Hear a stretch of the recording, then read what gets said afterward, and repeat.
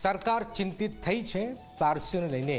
દૂધમાં સાકરની માફક ભળી ગયેલા અને આજે દેશની ઇકોનોમીમાં સૌથી મોટું યોગદાન આપતા પારસી સમાજની વસ્તી હવે ઘટી રહી છે। લગ્ન નહીં કરવા તથા મોટી ઉંમર કરવા સહિતના વિવિધ કારણોથી પારસી સમાજ સતત ઘટી રહ્યું છે। પારસીઓની આ ઘટતી વસ્તીથી સરકાર હવે ચિંતિત છે। ત્યારે ફરી એકવાર સરકારે જીઓ પારસી યોજના શરૂ કરી છે। ત્યારે શું છે આ યોજના, આવો જોઈએ, જાણીએ, સમજીએ।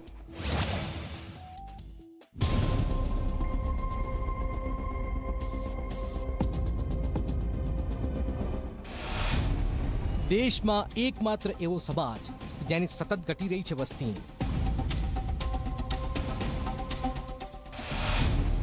ઘટતી વસ્તીથી સરકાર ચિંતિત। વસ્તી વધારવા શરૂ કરાઈ યોજના। આ વાત છે ઈરાનથી દરિયાઈ માર્ગે ગુજરાતના સંજાણ બંદરે આવીને ઉતરેલા દૂધમાં સાકરની માફક પડી ગયેલા તથા આજે દેશની ઇકોનોમીમાં સૌથી મોટું યોગદાન આપનાર પારસીઓની। શાંતિપ્રિય અને ક્યારેય કોઈ વિવાદમાં ન આવતી પ્રજા એટલે પારસી। દરેક સમાજની વસ્તી દિવસે ને દિવસે વધે છે, પરંતુ માત્ર પારસી સમાજ જ એવો છે જેની વસ્તી દિવસે ને દિવસે ઘટી રહી છે, જે ચિંતાજનક છે। ઘટતા પારસીઓથી ચિંતિત કેન્દ્ર સરકારે વર્ષ 2013થી વર્ષ 2022 સુધી એક યોજના ચલાવી, જેમાં જોઈએ તેટલી સફળતા પણ ન મળી।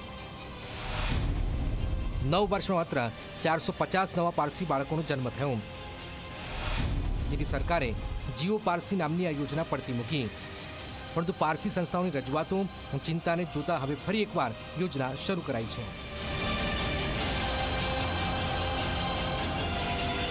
ભારત સરકારના લઘુમતી આયોગ દ્વારા સુધારા સાથે ફરી જીઓ પારસી યોજના શરૂ કરાઈ છે।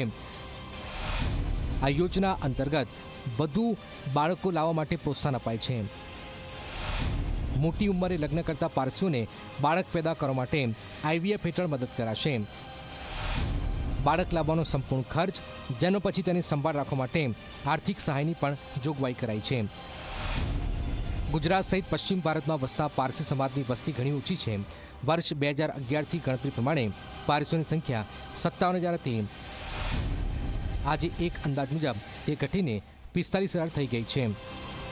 ત્યારે સરકારે ફરી શરૂ કરેલી જીઓ પારસી યોજનાને પારસી યુવાનો સાથે સમાજના શ્રેષ્ઠીઓએ આવકારી છે।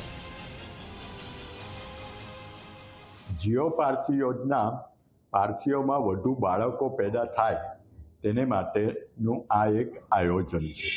એને મૂળ 2013માં આ યોજના શરૂ કરેલી, ત્યારે પારસી સંસ્થા પરઝોર એનું મેનેજમેન્ટ કરતી હતી અને 10 વર્ષના ગાળામાં લગભગ 400 ઉપરાંત બાળકો આ રીતે આ યોજના હેઠળ પેદા કરવામાં સફળતા મળી હતી। પરંતુ આ 400-500નો આંકડો સરકારને બહુ નાનો લાગે, તો એનો વ્યાપ વધે અને યોજના સારી રીતે અમલ થાય તેને માટે 2024માં એક નવી યોજના દાખલ કરી। તેમાં થોડા જૂની જે યોજના હતી તેમાં થોડા સુધારા વધારા કરી અને તેને ફરીથી 2024માં રજૂ કરવામાં આવી। પારસી સમાજનું અસ્તિત્વ ટકાવી રાખવા માટે તેમની વસ્તી હોવી જરૂરી છે। ત્યારે સમાજની ઘણી એવી સંસ્થાઓ છે જે વહેલા લગ્ન કરવા, એકથી વધુ બાળકોના જન્મ માટે જાગૃતિના પ્રયાસો પણ કરી રહી છે। પારસી સમાજ માટે સરકારે ખૂબ જ ચિંતા વ્યક્ત પણ કરી છે અને પારસી દંપતીઓને આર્થિક પીઠબળ આપવાની વાત કરી તેની પણ પ્રશંસા પારસીઓ કરી રહ્યા છે।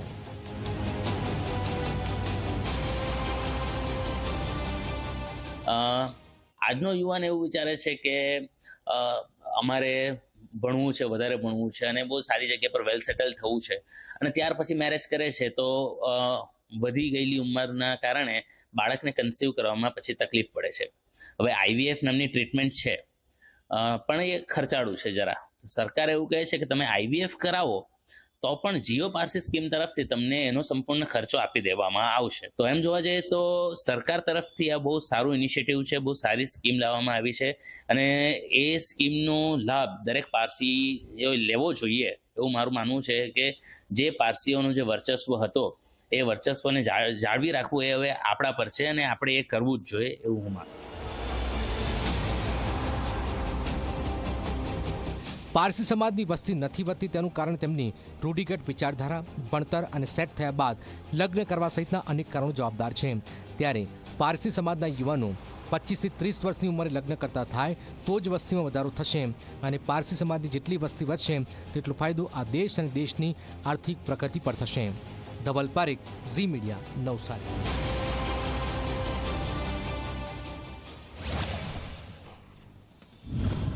અહીંયા ગંગા ઉલટી વહી રહી છે. આપણે આમ વસ્તી ઘટાડવાની વાત કરી રહ્યા છે.